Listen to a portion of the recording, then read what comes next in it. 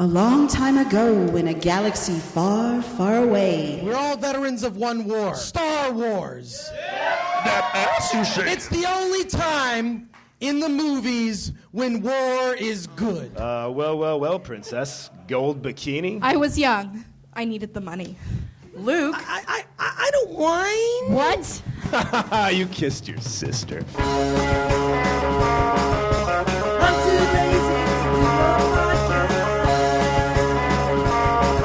so I appear on other people's podcasts. This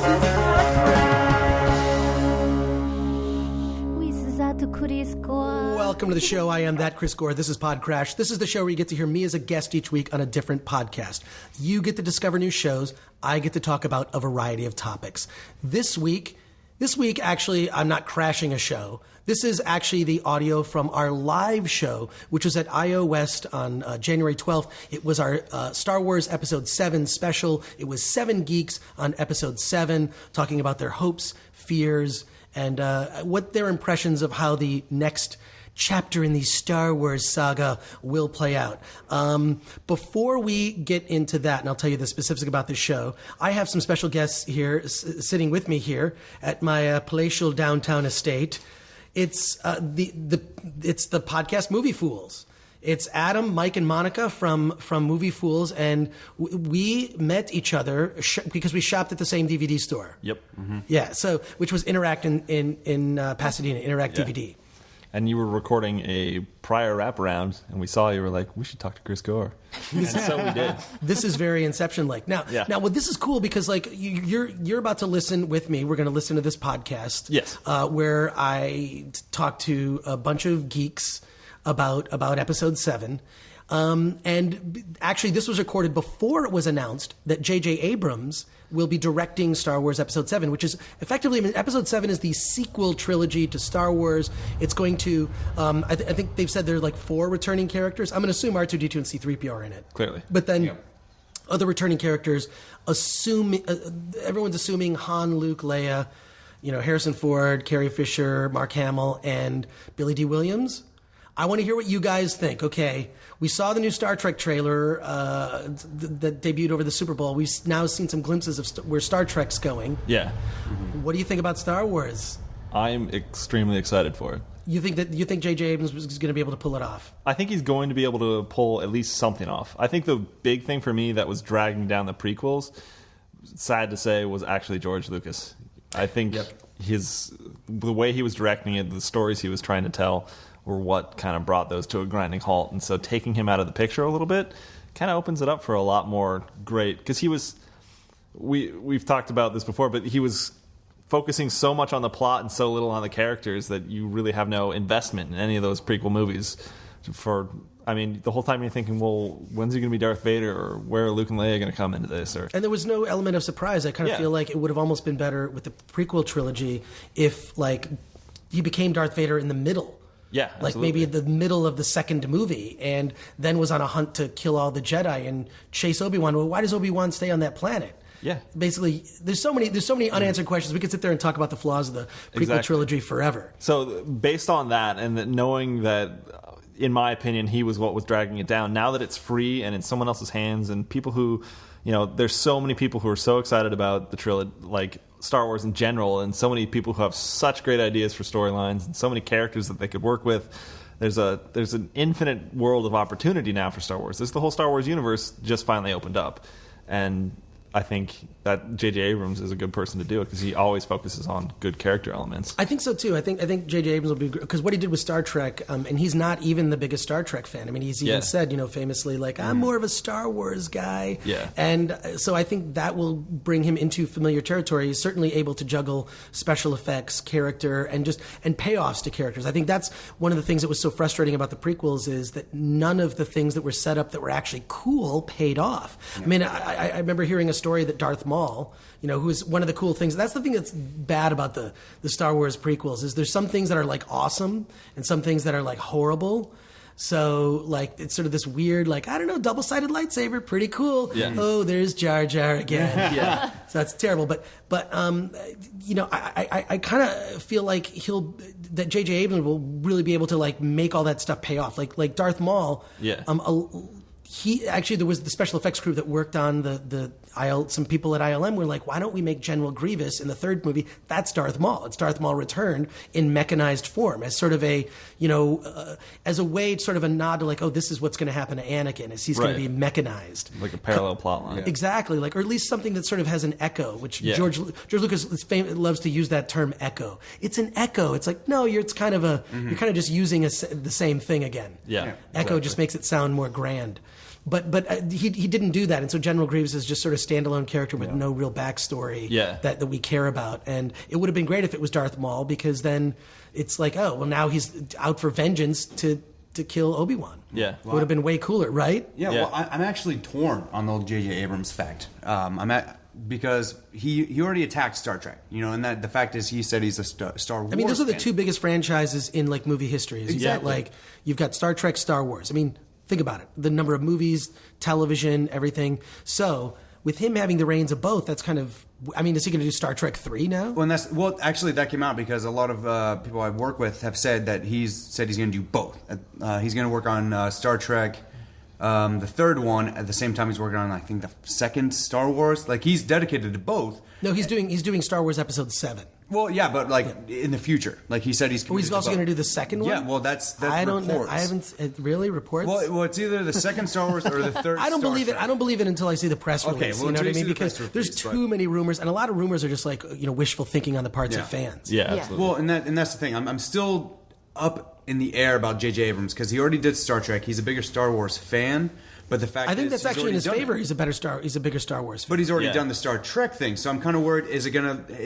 How much of a different feel is he going to give it than the JJ Abrams was? I think the weird thing is the Star Trek as done by JJ Abrams feels like a Star Wars movie. Yeah, absolutely. And it feels like a Star Wars movie. That's definitely true. Because, I mean, Star Trek, if you go back and watch the old movies, the old TV show, they really focus on the science, the pseudoscience. In fact, all of Next Generation is just them talking about tachyon particles and how fast they need to warp. Whereas where you go watch the J.J. Abrams one, it's all about Kirk and Spock and their relationship, the characters. It's all about getting pussy at Starfleet Academy. Oh, my God. Green vaginas. Yeah, Spock, you got 1 week to lose your virginity. It's Zoe Starfleet Academy. That's not a hard thing to do. I wish I could do it. What, Zoe Saldana? Yes. Yeah, because at Ask Spock. Starfleet Ask Academy, Spock. they've got smilfs. It's space mothers I'd like to fuck. Let's go get hit on those smilfs at the space bar. Let's have some space Budweiser. I'm glad they brought back Kirk because there's no end to the amount of green ladies he can bang. Yeah, oh my God, that's so great. That's so great that he was banging a green lady at Yeah, Starfleet Academy. exactly. That should totally be his thing. Yeah. Like Bill Maher's into black chicks, Kirk is into green chicks. Yeah, exactly. And that was like his thing through all the old TV shows. Every episode, there was some new lady he had to teach the meanings of being human and how to have sex. So, Pretty much, I mean, look, Star Trek really sort of proves the point that it's like you're either going to shoot it and you're either going to blow it up or you're going to fuck it. yeah. Can I put my penis in this or can I explode it and destroy it? So it's fuck or fight. Well, Yeah, you'd and almost you don't think the green chick would have 4 boobs in this one because the three tits have already been done. Right. So that's Total Recall, though. Total Universe. It's already been done. So I think 4 tits would just explode the movie screen. And that's how they keep you coming back to Star Trek because the real conflict comes from the fact that after he shot it, after he's fucked it, he does blow it up. It's like in Star Wars, isn't there a woman with 4 breasts? She's got 4, like I think that's 2 Jabba sets the of Hutt. cleavage. No, in Jabba's palace. You're right. In Jabba's palace, there's a girl the with 4 singer boobs. that they put in the 4 redone boobs. edition had. No, it was the fat chick had 4 boobs. She's sort of heavier dancer. I think the she fat just dancer. had big tits. I don't not think the it was 4. Twilight. Don't call her a fat dancer. She's got a blog where she talks about like big sized dancing women at Jabba's palace. Yeah, fat I read her dancer.com. blog. .blogspot, right? Fat. Don't give her more self-esteem issues. But so I'm kind of excited, but I've been excited about every Star Wars movie. When they announced the prequels, I've been super excited about every single one, and then I feel like I was disappointed every time. Yeah. And the third one is the only one that really has anything that was interesting. It's like, oh, this is the lightsaber battle I've been waiting to see since they mentioned it in Star Wars. You know, they mention and. You know, you look at it now, you look at that little fight on the Death Star, and it's kind of just weird in retrospect. It's just bizarre. You know what's funny? Like Alec Guinness and David Prowse in the like I'm talking about the first Star Wars. I'm not going to call it A New Hope. Fuck that. Yeah, It's the first ironically, Star I was Wars. just say A New Hope makes perfect sense if you look at those movies in context of the prequels. So the prequels, we had hope for these amazing Star Wars movies, and nothing. And then you get through the third one, it's like, oh, that was pretty cool towards the end there, and then like, oh, there's no hope for Star Wars. Now, if you take those original movies and put them right after the prequels, it really is A New Hope. It's A New Hope for a good Star Wars movie, and it paid off. A New Hope for a good Star Maybe Wars he movie. knew he was going to botch the prequels all the way back then when he called it A New Hope, even though that would have been after Empire Strikes Back, I think, because it was originally just Star Wars. Yep. And it was later that they changed and added that they title changed to the episode 4 thing. Yeah, so Yeah. he must have known. Yeah. Maybe that's his whole thing. He can see through time. Well, I'm excited one way or another. I just feel like it's like, because here's the deal is like, and we could sit here and talk about Star Wars all we want, the movies. One of the things I love is looking forward to a Star Wars movie. Yeah. A guy that I know, Rob Schraub, who's he's comedian. He's a comedic actor. He works on Sarah Silverman's show. He was in a movie that I did a few years ago, and I remember this tweet, and he says, "I miss liking Star Wars." And I feel like I want to give Rob Schraub credit for that. I miss liking Star Wars. I miss the stuff that surrounds it. It's like, oh, that action figure gives away a plot. It's like, oh, did you hear it? Look, they released the opening crawl. It's on the internet. It's like, oh, some footage came out. This actress is going to play this. There's that thing. I miss every day kind of looking for those little snippets of info. And I miss talking to friends about what they know and what they think, what they're hoping for. I miss the release of the first teaser trailer, the extended trailer, the poster, the official poster, like all this. I miss actually the community. Yeah. I miss the community more than I miss the movies. I don't care about the movies. The movies is sort of the central piece to a group of people that I love hanging out with, that I feel like is my tribe. Yeah, it's like a capstone to a lifestyle. And Absolutely. it's something that's kind of fallen by the wayside while they're trying to figure out all this studio crap. But that was one of the first things that got me into Star Wars is I remember being at school and there was these other kids who knew all this stuff about the expanded universe of Star Wars, and I was like, oh, well, I gotta get into this. And so I started, delving into it, and it became, a social center for me. Like people I knew, people who would talk about Star Wars, people who would share in these experiences. Everyone who wanted to have a lightsaber and use the Force, or anyone who was like, screw that, I like a blaster because I'm a bounty hunter like Han Solo. It's almost It's a way like, of life. yeah, it was a way that one of the earlier ways I learned to communicate with people was through Star Wars, and I think hand waving, right? It'll be good to have that back. Yeah, hand waving. Hand waving. This is not the podcast you're looking for. But so the one thing I did hear once it was announced that JJ Abrams is doing it is that he's trying to back away from that 2015 date. Right. That just may not be. I mean, think of it. Like Star Trek. He's still finishing Star Trek. Yeah. I'm not sure if it's done. Yeah. Right. He's got to get up to speed on episode 7, and I'm told that George Lucas has very detailed outlines. Yeah. The writer that they announced, what's his name, is Michael Arndt, right? Right. He's phenomenal. And so if they have a solid script, because that was the big thing lacking in Star Wars. I mean, they're talking about the prequel films. I mean, look, there was certainly technical achievement. Whatever you think of Jar Jar, the fact that that could be done digitally is pretty awesome. Yeah. So the technical achievement is certainly there. The thing that was lacking was just like that just tight script. And now the other rumor I heard is that this new sequel trilogy will focus on a female character. That'd be cool. So at least that was leaked via Matthew Vaughn was one of the directors that was considered, right. And he spoke to the actress from Kick-Ass, the girl who plays Hit Girl. Her Chloe name escapes Moretz? me. Chloe Moretz. Yeah. So that would be really cool. I think that would be awesome. Cool. I wonder if they're going to pull from any of the extended universe novels at all. I don't think they will. I mean, I'm told that this is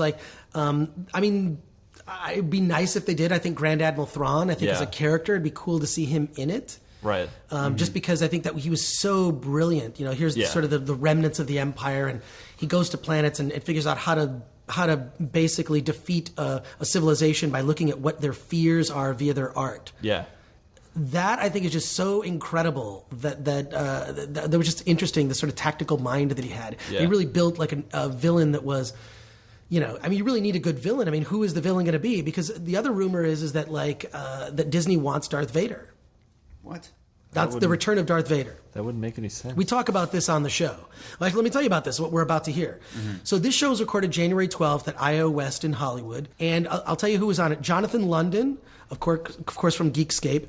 Cricket Lee, who has a show on the new Geek Nation network. Jeff Tucker, who is a uber geek buddy of mine I met. He's been on the Season Pass podcast about theme parks. Chris Mancini from Comedy Film Nerds. Tori Mel from the 5x5 podcast with Claire Kramer. He's on the show. And Josh Mattingly from the Two White Guys podcast, Right. which is actually on YouTube. So this show took place at I.O. I was saying, as we introduced people on stage, I asked each of the people who was joining the show to write for me their own idea of an opening crawl for Star Wars Episode 7. I wrote one as well. Now, if you listen to the podcast, you'll hear me kind of speak, I read it, which isn't that interesting. But I'm not telling you to not listen to the rest of this podcast. I'm telling you that you might get more out of it if you actually went to youtube.com/PodCRASH and check out our Star Wars Episode 7 Smackdown. It's us talking about and the other fun thing that visually, which is why maybe it's better to watch this. I'm trying. You know what? Don't listen to the rest of this podcast. Go and watch the video on YouTube. YouTube.com/PodCRASH. You'll see that we talk about Episode 7. We see an opening crawl. Each person has their little opening crawl, and then in addition, we have kind of like a face-off. We play a game of war, but we're using Star Wars collectibles. Nice. So everybody brought in. I asked each member of the panel to bring in their most prized and personal Star Wars collectible. It's unbelievable the stuff. And I have a ton of Star Wars stuff I've made. I brought in my stuff. So I actually battled each person. The audience voted. Who had the coolest Star Wars collectible? It was a really fun show. You guys didn't go. I think I invited you on Facebook. You should have been there. But you can be at the next show, the Saturday Night of the Living Dead. So you should come to that show. That's going to be a lot of fun. We're going to be talking about all kinds of Walking Dead related stuff, including you should watch the Comic Book Live. I failed to mention this. Go to facebook.com/comicbooklive. We performed an improv version of Star Wars Episode 7. Awesome. Episode 7, we called it Episode 7, The Phantom Hope. And you can watch it on, I play C-3PO, actually. And it's kind of cool because in that, this is another thing. Don't listen. Go on YouTube and watch this stuff. I wear this costume. I wanted to make a C-3PO costume because I thought it'd be funny. And what I did was I actually took a standee of C-3PO. You know, those cardboard ones that are life size? I physically cut it apart into the different parts. I wore like all black, and then I actually glued the pieces using like Velcro to the front of me, so it was only C-3PO from the front. And then I glued the face to glasses, so I wore these glasses, and that was the mask. Right? It was pretty funny. I'm not going to say what happens to my character, but it all goes awry. And we basically did an improv comedy version of what we think should happen with Star Wars Episode 7, including our own opening crawl, which I think is pretty funny because I wrote it. I think it's pretty funny. Why am first of all, I think it's lame that I think I'm saying that. I have to stop saying that. I just want to encourage you to check it out, and if you think it's funny, you'll tell me, because it doesn't really matter if I think it's funny. So don't listen to this. Now, I should mention though. Wait a second. I should mention that you guys are here because we recorded a podcast. I was on Movie Fools talking about. We talked about everything from Dark Knight Rises to the Oscars. Yes. Mm-hmm. Yeah. Yeah. That should be coming out. That should actually, by the time you hear this, that will be out. You can find it on iTunes, our website. Libsyn. Moviefools.com. So yeah. So moviefools.com. So to go to moviefools.com and you can listen to it. Or like a couple weeks later, you'll be able to hear the PodCRASH version. Yes. Where I'll comment about how I thought things went. Yeah, you should. What I think about, because we gave our Oscar picks and then we also talked. That was the longest. I think it was like over 2 hours. Yeah, we went on and on about all sorts of aspects of movies and the things we liked, and definitely we used The Dark Knight Rises as sort of a thread to theme everything together. It was definitely like a touching point because it's sort of like an example of like I consider that an ambitious failure. Yeah, it's like it tried so hard and it like doesn't quite succeed, but there's so much to admire about the film. Yeah, cinematically, like just there's just so much that's cool. And then stuff that like just falls short. And there's so many themes that you can touch on and use them as tangential jumping points into other areas that worked out great. Well, and like you said, Chris, is like the more you watch it, the more you start to appreciate it. So maybe it was like an initial fail, if you will. Well, we don't want to give away what we talked about on the show. There's some fun stuff that we talked about, but the Oscars was a big part of it. And so you can check out Movie Fools at moviefools.com, and you guys have a Facebook, I assume. Look up Movie Fools. Facebook.com/TheMovieFools. The Movie Fools. Twitter @TheMovieFools. TheMovieFools.com. iTunes, The Movie Fools Podcast. This is where I've never done this, where it's like I've included a podcast that I was just on the wraps for a different one. But this is but there are no wraps. I mean, I'm just introducing the audio. Where I'm basically, when this is done, you should probably just go and watch that. You should probably watch it on YouTube. Yeah, is what I'm going to tell you. Yeah. So, well, guys, thank you so much for being here. And Monica, the silent one, you're like the Harpo Marx of the Movie Fools. I mean, you should have a little horn and. She's actually the funniest one of all of us. She's a comment ninja. She's all quiet until she has something really, really important to say. I just mind the audio. That's what I do. That's all she does. So thanks a lot, and this is going to be fun to listen to this with you guys. Yeah. And then look for the Movie Fools Oscar special out soon. And here we are. Imagine this scene. It's a Saturday night. And there's people dressed, and this is another thing that you should know about this. This is recorded at iOS the night that we do these shows, because I do PodCRASH. We do Comic Book Live the same night. We started a thing called Super Bar. Ooh. Super Bar is LA's finest cosplay bar. It's a cosplay bar. So you see people, because the theater seats like 110 people. Right. And people show up in costume. This is PodCRASH. It's the Star Wars Episode 7 Smackdown. May the Force be with you. Welcome to the show, folks. This is PodCRASH at iOS in Hollywood. How are you guys doing tonight? Now, no matter who you are, if you have served in our war in Iraq, if you are someone who prefers peace and you're part of the Occupy movement, we're all joined by one thing. We're all veterans of one war. Star Wars.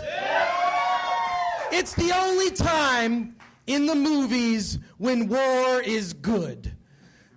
Because the message of pretty much every Hollywood movie is, war is bad. But in Star Wars, war is good. And we're here to celebrate that tonight because they are making new Star Wars movies, folks. If you have been living under a rock and you do not know, Disney has acquired the rights to make new Star Wars movies. That's right, a trilogy of Star Wars sequels. You should be applauding that at this moment, yeah. You should be very excited.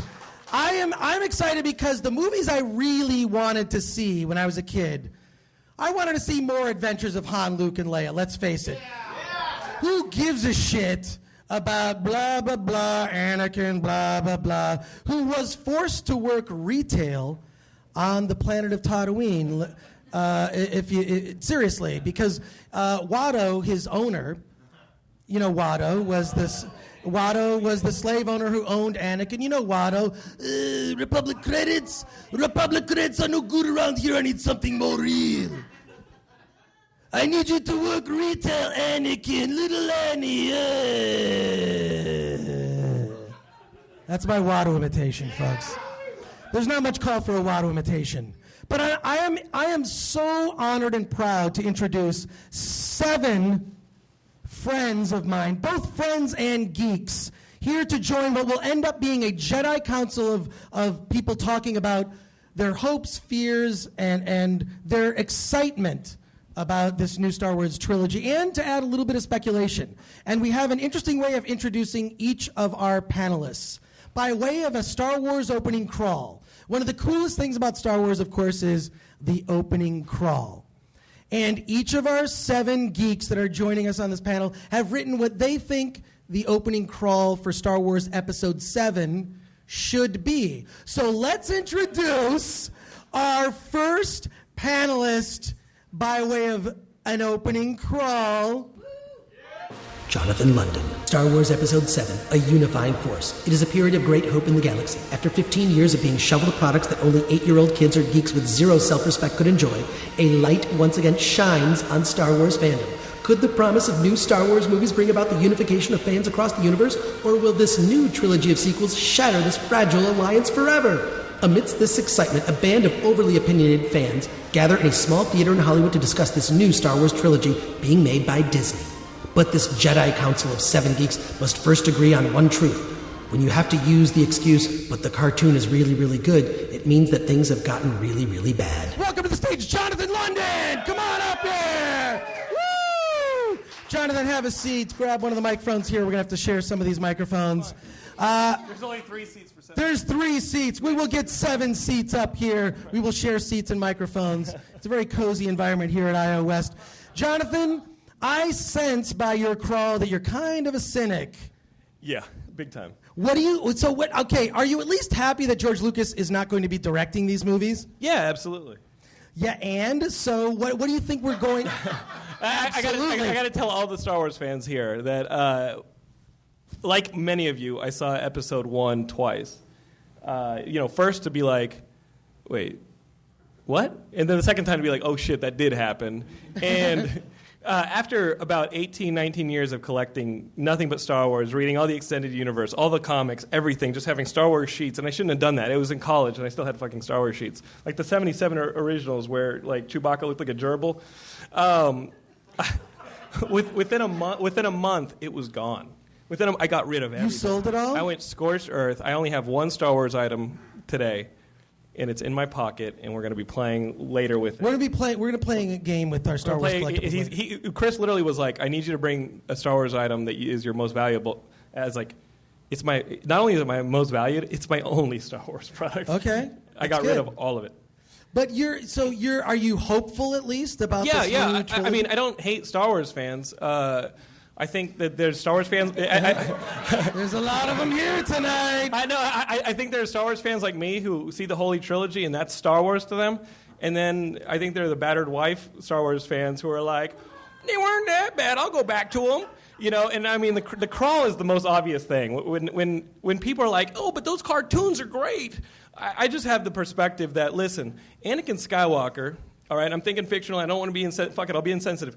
Anakin Skywalker turned into Darth Vader. Darth Vader's legacy is he helped the Emperor wipe out an entire fucking galaxy, right, and put him under boot. That's worse than Hitler. I literally, 3 years ago, wanted to make a Star Wars shirt that just had Vader's head on it, and it said worse than Hitler, and I was like, maybe you don't make that shirt.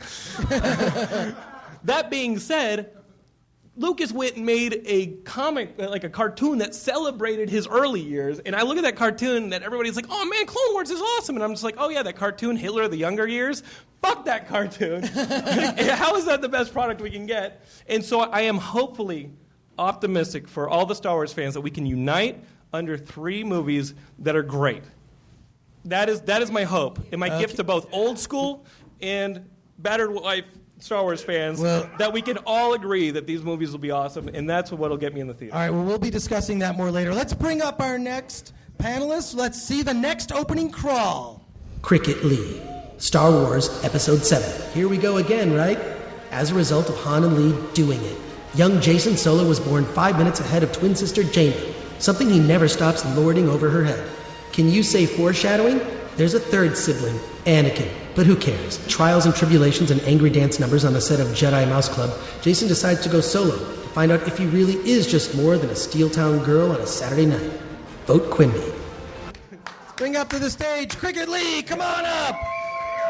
Join our Jedi Council of Star Wars geeks. I just want to say, this is actually live streaming on the internet.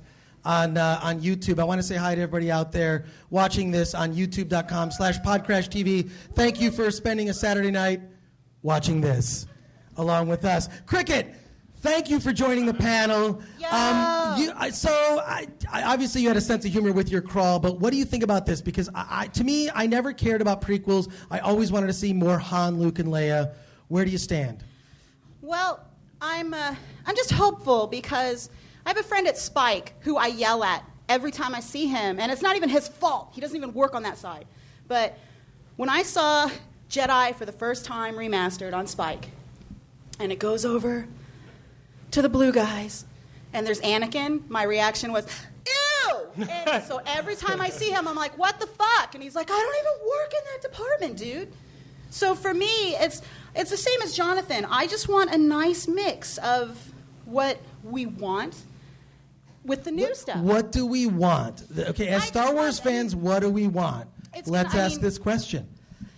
For me, I think that, and this is something we talked about on Gekken, is it's going to be hard for whatever director, if they can find one, because Del Toro just said no too. That you're dealing with a universe that's already set.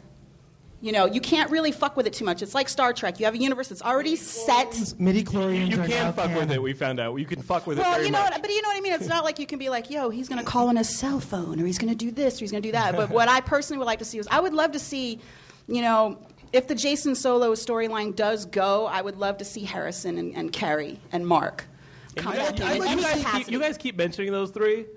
I want Billy D.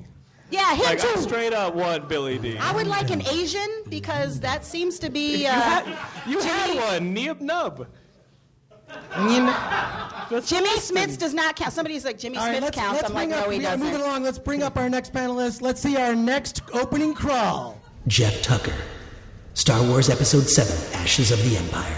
The galaxy has known 30 years of peace. The defeat of the Empire on the moon of Endor has become a symbol of the rebellion's new era of justice and prosperity. But from the ashes, a new terror threatens. Born from the cloning tanks at the Emperor's secret stronghold, a new enemy has risen. The cloned son of Anakin Skywalker has taken his place as ruler of the dark side of the Force. Luke Skywalker, upon hearing the rumors of a new Dark Lord, has dispatched his Jedi brethren in the form of Han Solo and Princess Leia's children, Jason and Jaina, to the mysterious Mount Tantus on the last world loyal to the Empire. Jeff Tucker, come to the stage. Super excited to have this guy here. Jeff, here, share a microphone here with Cricket.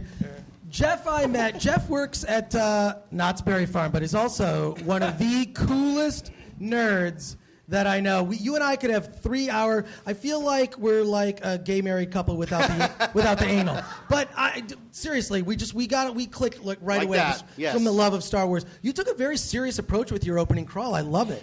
Well, I figured everyone was going to try to be funny, and they're great, and that's funny. But I'm so hopeful for these movies that I was like, let's give a taste of what it could be. Remember when you were in the theater in 1999, and as the lights dimmed, it was like, this is going to be the fucking greatest thing I've ever seen in my life. Absolutely. And then it opened with like a conversation about banking and trade routes.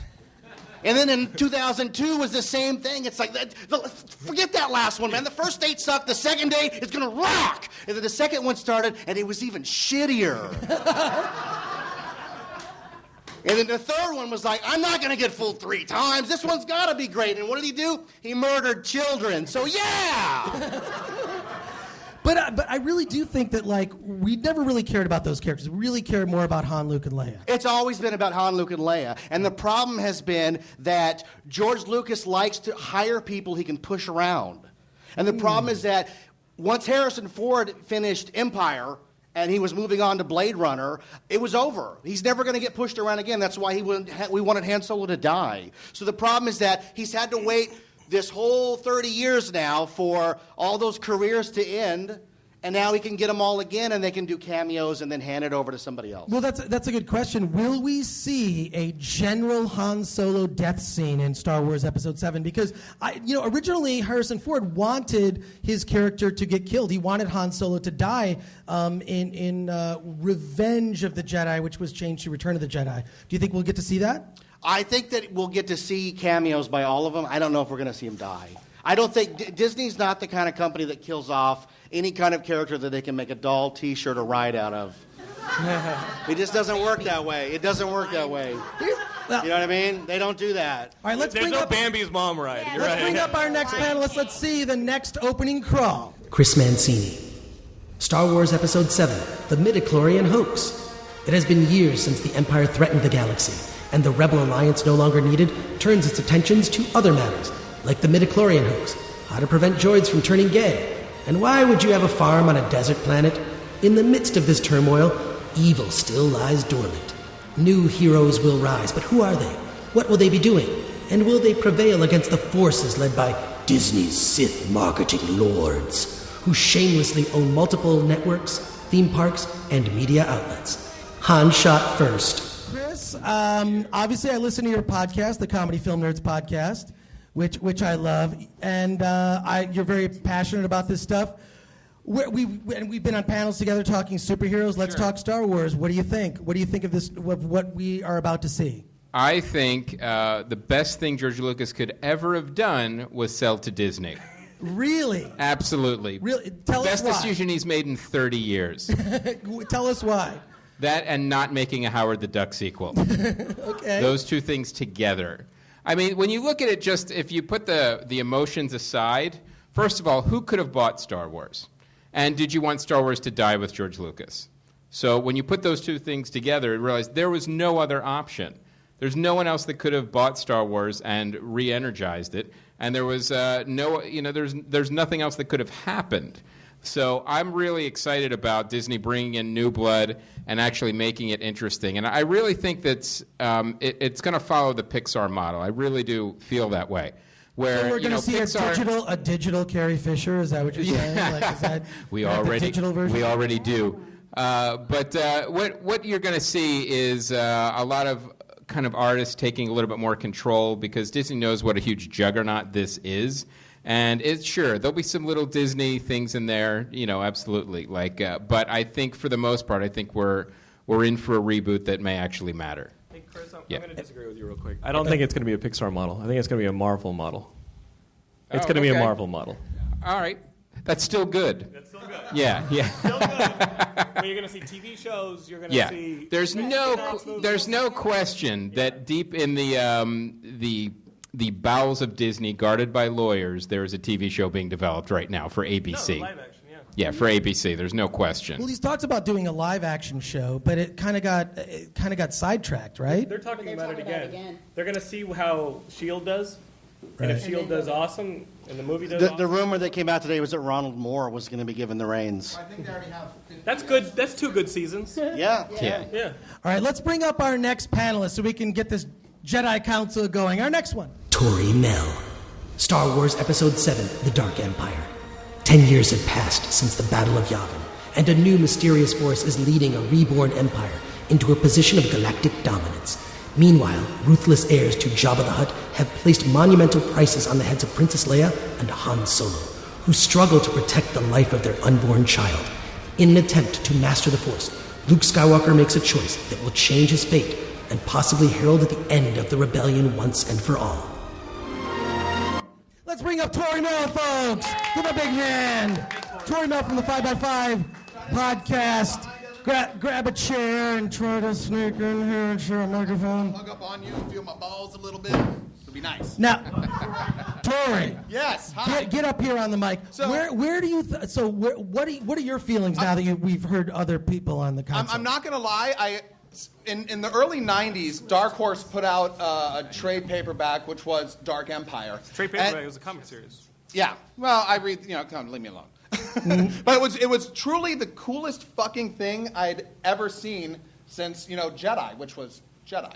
But it showed the dark side of the Force. It showed the true power of the Jedi, of the Sith, and it's a world that you want to see. You need to take Star Wars, and I'm sorry, and this could be blasphemous, but I don't give a shit about political stuff. I want to see a bitchin' space adventure that Star Wars should be giving us. And hopefully with this number 7, we see that. And a liberating thing for me. You just pissed off all the fans of Senate hearings in space. I know. I'm sorry. Don't kill me. No, I have a son, Finnegan. He's 5. When Episode 1 came out or was coming out, I was the guy that went bananas and literally spent thousands of dollars buying Star Wars toys.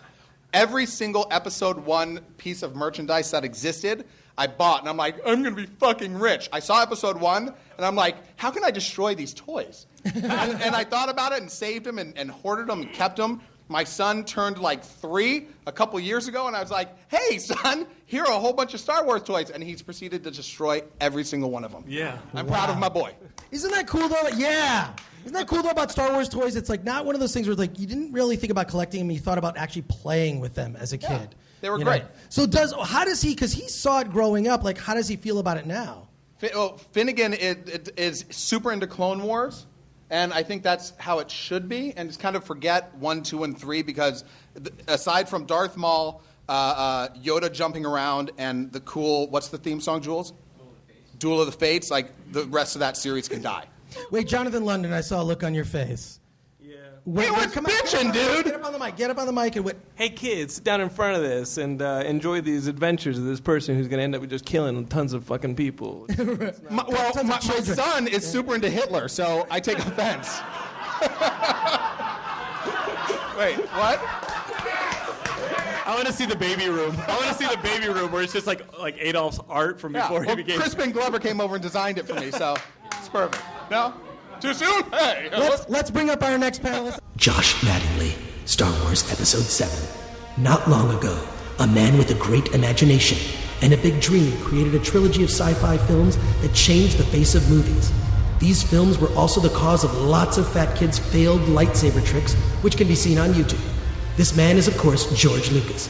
Having joined the dark side, Lucas went on to make 3 terrible prequels. Then in 2012, he made a deal with the new master of the Star Wars franchise, the Walt Disney Corporation. Will Disney have what it takes to restore the faith in Star Wars fans?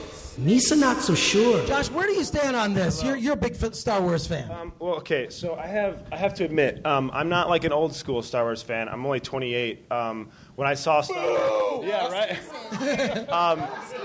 But I think I have a good I can give a good point of view because when I was in high school is when the newer Star Wars started coming out. So for me, I was able to kind of compare them both simultaneously, and I have to say that no matter what happens, I totally agree. Whether or not Disney can restore the franchise, I think they need to get as far away from 1, 2, and 3 as humanly possible. They need to completely scrap that, and I don't.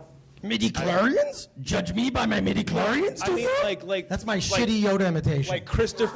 Like Chris Nolan, that shit. So it's completely different, and people have no they can't bitch about comparing. So I know what you're talking about. It's like when Planet of the Apes, that new reboot, was as far away from the apes shopping on Rodeo Drive as possible. Yeah, kinda. He's only 28. Oh yeah, he hasn't seen the Planet of the Apes sequel. I just want to say though, I don't know if I'm defending George Lucas in any way, which whatever, but I feel like he made those for him, and we're just people that happen to see it and hate it. But he loved it, and fucking kids go bananas over episodes 1, 2, and 3. They're mental for it. So I think there's a giant disconnect between us. Kids also like Bieber.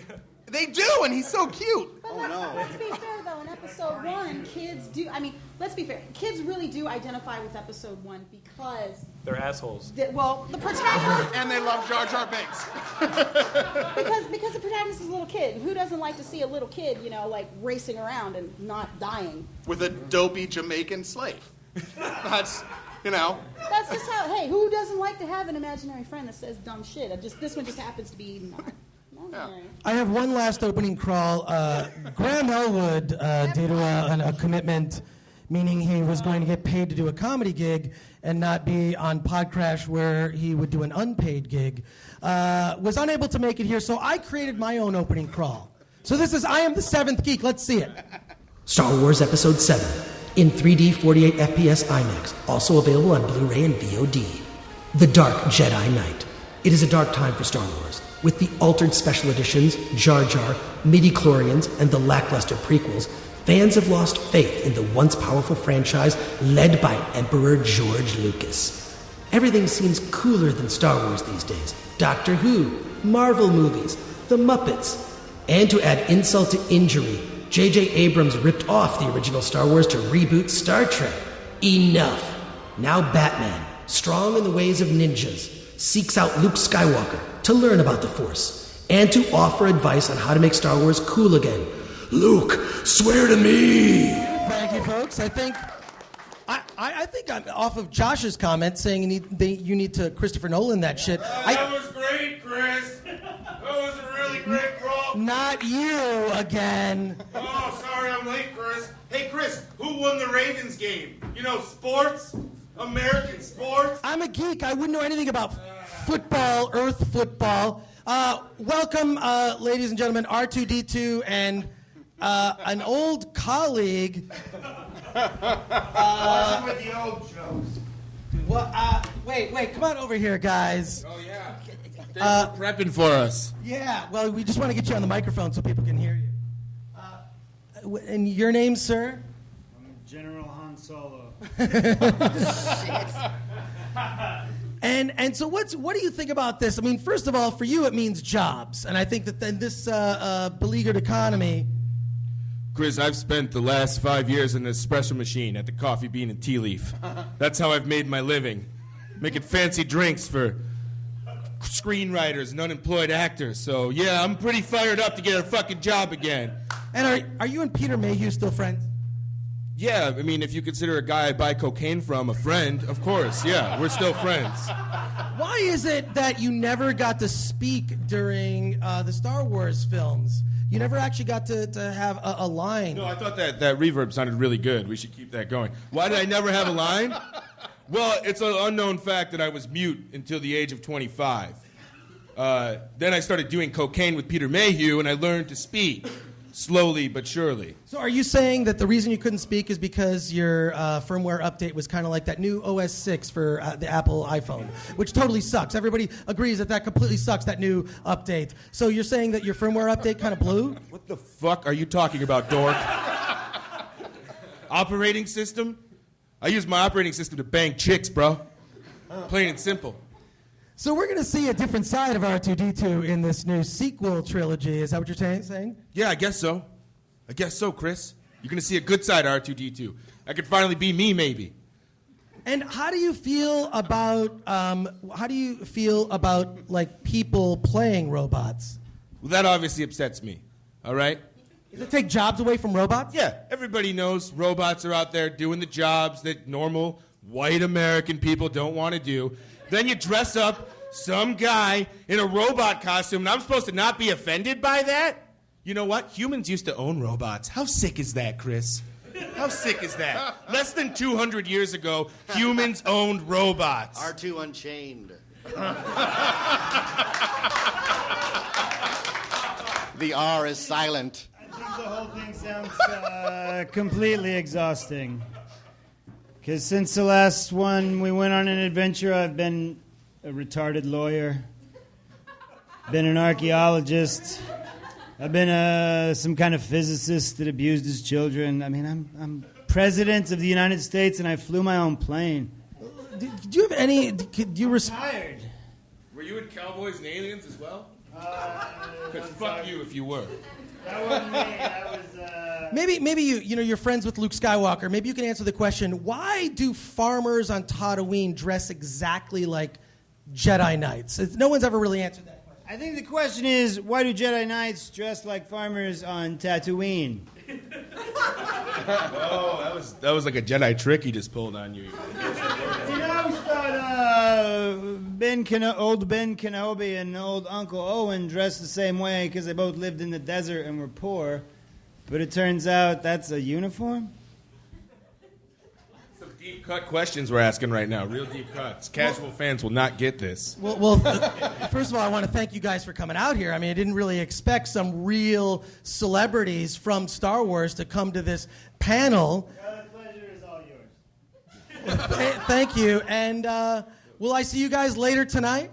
Yeah, you can see me over on Cosmo doing unspeakable things for money. And you can see the both of us in Comic Book Live at 11:30. It's going to be a hell of a show. That'll be fun. And that's about it. We're going to watch the rest of this shit. All right. And now I need more blue milk. All right. R2-D2 and Han Solo, ladies and gentlemen. All right, switching gears a bit, I have another very special guest here tonight. You know her as Leia Organa. Leia Organa Solo, also, if you're keeping track of the books that are canon. Princess Leia! Ladies and gentlemen, bring up Princess Leia for a very special fanfic reading. This is Princess Leia, played by Jizzy B. You know her from Defective Geeks. Say hi to everybody out there. Hello, everyone. How y'all doing tonight? Can you introduce our fanfic? And Why? We're all going to read this. We're picking parts. We're picking parts here in the panel. We're going to read for you. I'm going to somehow find a place. Let's come over here where there's not any feedback here. But we're going to read our fanfic story for you here tonight. And let's make sure we get our parts set. Let's see. Let's see. Narrator is going to be Cricket. I got Luke. Who's got Yoda? Okay, we got Tori's got Yoda. We got who else? What are the other parts? We got Han. Who's gonna play Han? We need a club Jonathan. owner. You play Han? You could be Han. Or Josh? I don't know. John, Han. We it need a sounds club the owner. same. Josh is playing Han, and then we have Vader and a club owner. I'll do. club owner. I can do club owner. Club owner. All right, and Darth Vader. Jeff, you want that? You're the whitest guy here. I'll be Darth Vader. Okay, good.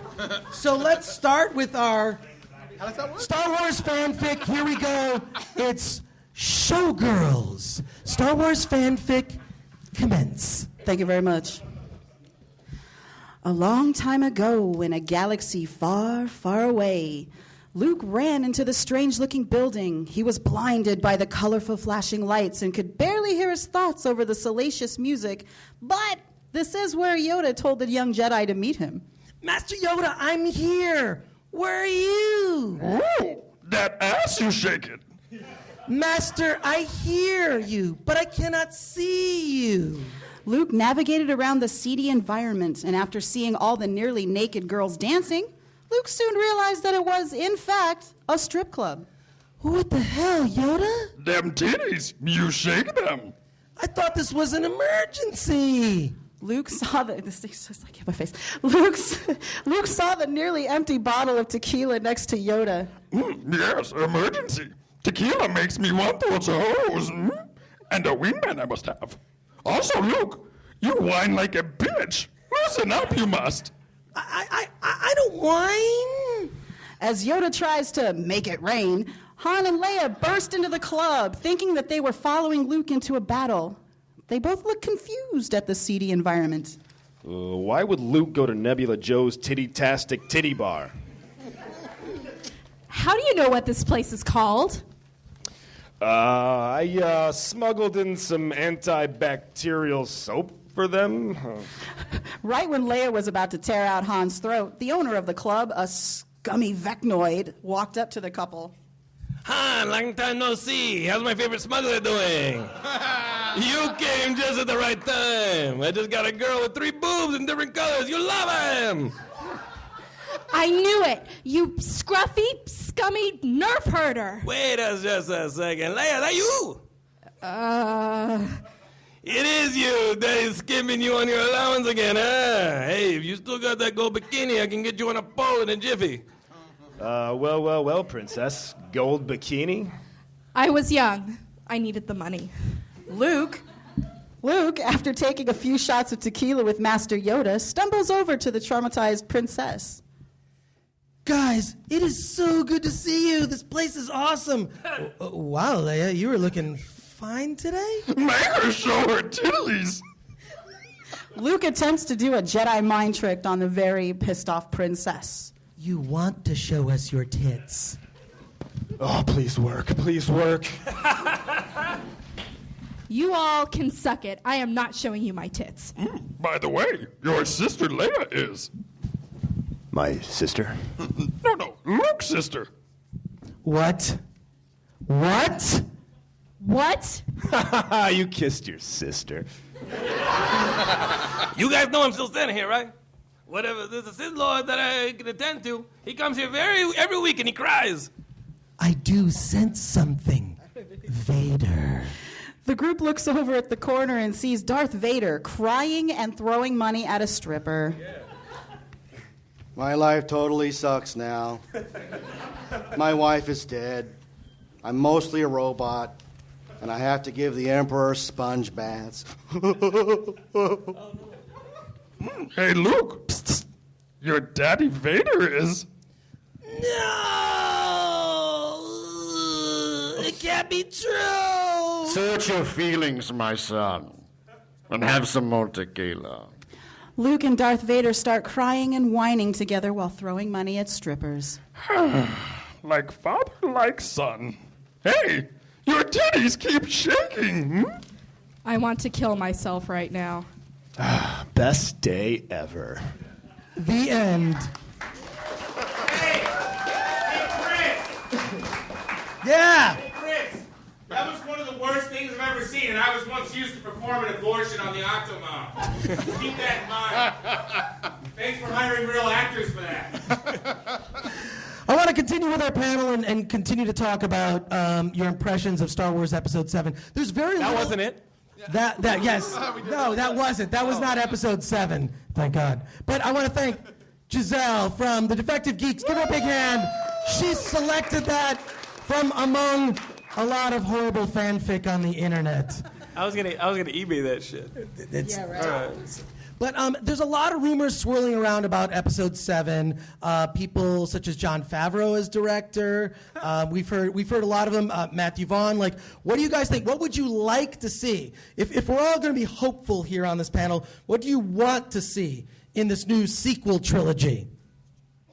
I mean, I think we all agree that Chris Nolan is the king of making things dark and making them right. Just throwing him on as a producer, which will help Superman tremendously, I think is the way to go if he still has his shit in the next couple years.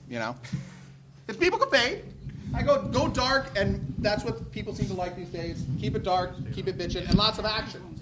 Now, you know Disney is talking to Joss Whedon right now. Of course. Absolutely. It's, well, you did pretty good with the Avengers. Let's see what you do with this other billion-dollar franchise. Well, the scary thing about Disney is that they did such a fantastic job, in my opinion, with the first Pirates. I mean, that movie was phenomenal, and it had the makings of a huge franchise, which it went on to be, but the next two films were like... The problem with Pirates is that it succeeded despite Disney's meddling. The first time they saw the dailies of Johnny Depp's Jack Sparrow, they begged him to start over, and he told them, no, this is what I want to do.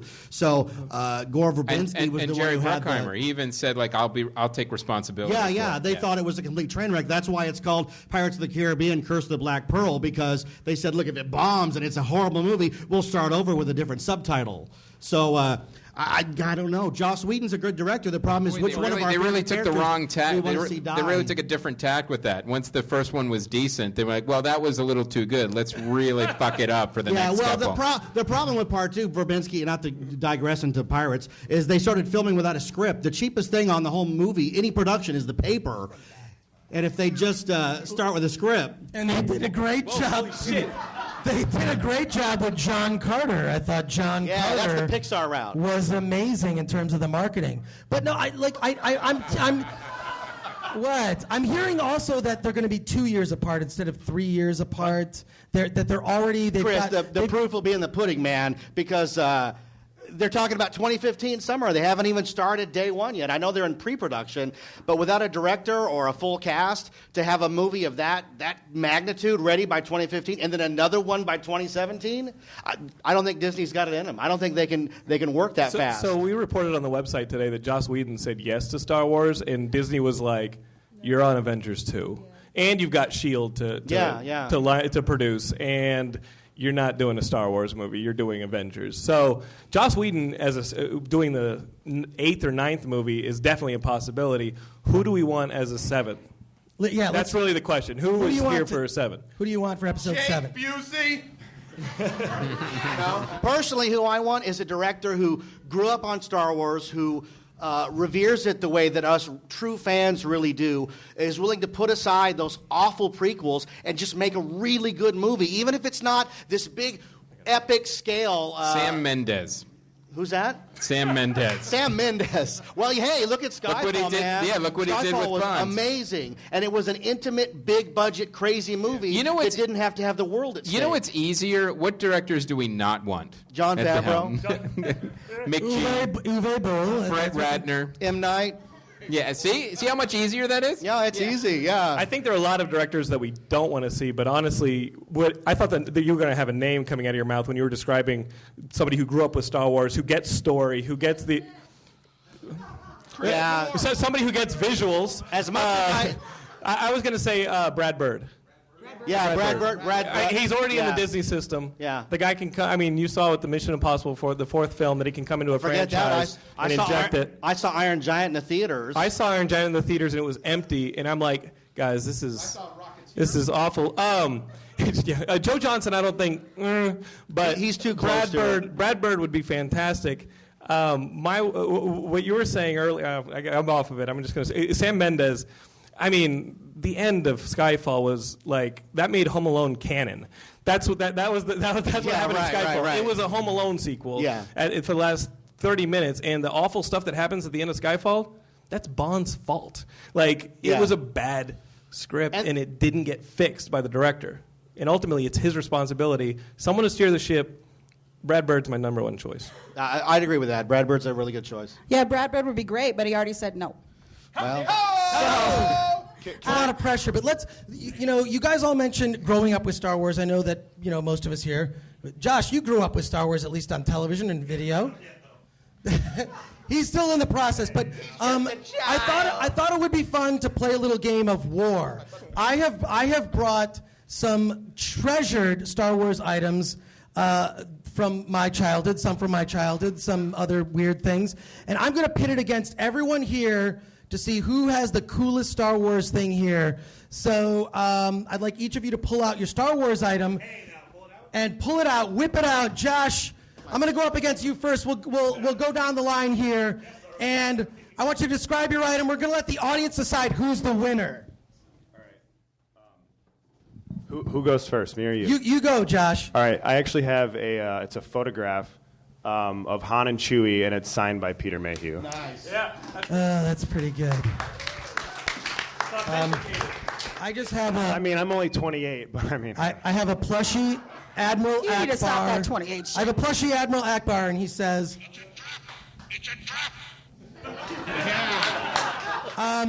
who do you deem the winner? Myself or Josh? Josh. I'm going to go Josh, too. That was great. Give him a big hand. That's awesome. That's great. Okay, next. Tori, you're up. Yes. My favorite book growing up as a kid was the Star Wars pop-up book. It's literally phenomenal, and I buy a new one every couple years because I just destroy them because I literally go through them like they're fucking the greatest. Show us the goods. Yeah. Boom. All right, I'll give you a little bit. Ah, the third dimension! Hey, the pages are stuck together. Hey, R2, good for you, buddy. Thank you. What is he doing? Oh, the reason the pages are stuck together is I jump off into it. So that's my bad. You know why this is cool is because before home video, this is all we had. Yeah. This is 3D. This is it. I actually think the Pro would have been the greatest thing in the world if it just stopped after it said the way it was being distributed. Right. The 3D 48 FPS. Yeah. Okay, I'm stepping it up. I think, fuck 3D. I am going to show you a custom George Lucas action figure in the original 12 back packaging that I procured from eBay probably 10, 15 years ago. So. Oh, you can't put that again. Why do you pull out the big one? Because we only get one. We get a fuckload? All right, who are you going for? You can chant my name or Tori. That's Chris or 13 years shit. All right, Tori, you win. God bless You win. Lost again. All right, Jeff Tucker, I expect something amazing from you. I have it in this Star Wars lunchbox I've had since 1978. That's handcuffed to your wrist. It's handcuffed to my wrist at the Price Waterhouse facility. It's George Lucas's chin. Whoa. This is my son's birth certificate. His legal name is Luke Skywalker Tucker.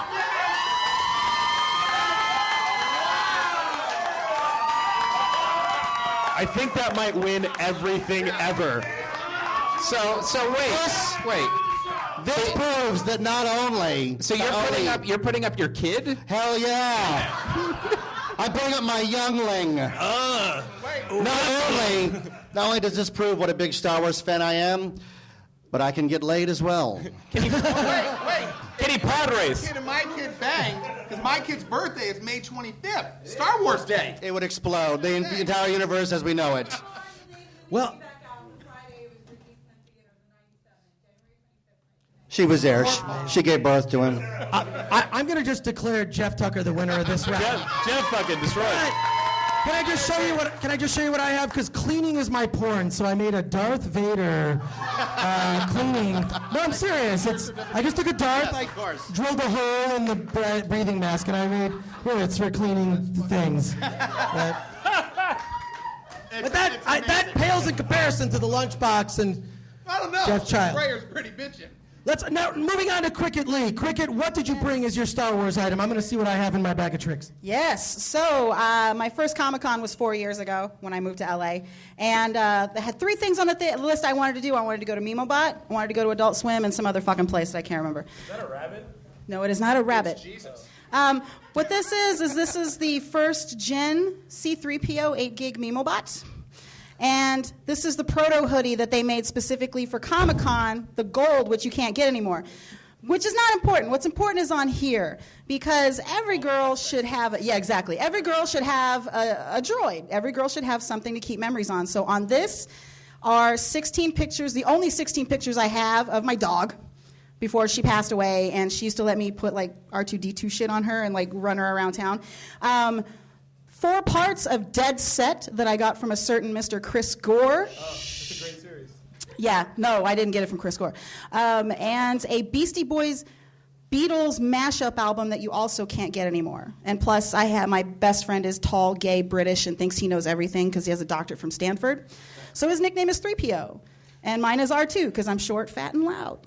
All right, that's pretty good. I'm going to say that you win that one because I can't compete against a cute dog, but I've been collecting Star Wars for a long time. I have an 8-track cassette of the soundtrack, which I got at a yard sale for $1. Chris Mancini, let's see what you have. We're on show time. I don't have an 8-track player, but I do have this cassette. Look at that. That's the cassette. Chris Mancini, what do you have? I actually have a new piece of memorabilia. This actually was sent to me by a fan in Japan. These are chopsticks in the shape of lightsabers. And these are Yodas. Each character has a different color for their chopsticks in Japan. That's pretty cool, but you know what I've got? I've got my face in carbonite. I took a 12-inch Han Solo in carbonite, and I put my face on it. Jonathan London, what do you got? I made this. I'm very crafty. Your little like CeeLo Green hands are the best part about it. It's like a mighty mug. It's like a mighty mug. That's pretty cool. You can kiss him. You can kiss him. Jonathan London, I want to see what you have. So, Chris, I told you earlier in the show that I only have one piece of memorabilia. I'm now realizing that I have something that's pretty rare in the U.S., but I didn't bring it with me. Chris and I were in a movie that you can get on Netflix Instant right now. It's a documentary called The People vs. George Lucas. Lionsgate only released it in the West on DVD. In Japan, they put it out on Blu-ray, and the director, Alexander Felipe, gave me a Blu-ray copy. I've got it at home, but here's my only piece of Star Wars memorabilia. Your last piece. It's the one thing that I wouldn't give away because it belonged to my older brother, and when he passed away, it's the only piece of memorabilia I took from his room. It's the original Vader. The lightsaber is long gone, but you can see the arm sleeve that the Vader that it used to go into. And so I was like, all right, that's going to follow me to the rest of my days. And you know what? My brother died before being able to see the prequels, so he won. He kind of won. I remember distinctly seeing the special editions. I remember he died the year before the special editions came out, and they were advertising him, and I was like, man, we're gonna go see that together. And sadly, he died. But I remember sitting there watching like all the gooey Jabba, and I was like, all right, well, look, I was going to say, Jonathan, you win. I have one last thing. It's when the episode 1 came out, I've only kept one thing from it. It is Star Wars fruit roll-ups. Oh, eat one. Star Wars fruit roll-ups. Eat one. Wait a second. Eat one. Eat one. Wait a second. Wait. Eat one. Wait. That's not the joke. Eat 3. Eat 3. They're unopened. The flavor, it's Jar Jar's the character. They have different flavors. This one, Jar Jar's flavor is galactic watermelon. Galactic watermelon Jar Jar fruit roll-up. You know what, Chris, if you eat one, you win all of this outright. I want to say, first of all, thank you. You guys beat me. Thank you. Thanks to iOS, Zay, Mike in the booth. I want to thank Tommy Bechtold as R2-D2, Patrick Ian Morris, Han Solo, Jizzy B as Princess Leia, our whole panel here. You can follow them on the internets. And may the force be with you. If you're still listening to this, you're probably a lot like me. You're the kind of Star Wars geek that checks the internet every day for rumors about the new Star Wars. If you're that kind of nerd, then we're a lot alike, and I like you. For that, you shall be rewarded. Send a self-addressed stamped envelope to PodCRASH with that Chris Gore, 5042 Wilshire Boulevard, PMB 1500, Los Angeles, California, 90036. And just because I get tweets and emails about this, the spelling of Wilshire is W-I-L-S-H-I-R-E. You can look up the spelling of Boulevard yourself. If you send me a self-addressed stamped envelope, you will receive free in the mail the PodCRASH Fan Club Kit. It's absolutely free with a self-addressed stamped envelope. Later. It's a Bespin Guard. Halt, strangers. Take us to Lando Calrissian. Follow me. From Kenner's Star Wars. I'm Jango Fett. The D is silent. I want a special edition you. George Lucas? Let's change the color of that cape. Hey. I'm George Lucas and I'm mint on card. Jango Fett and George Lucas action figures sold separately.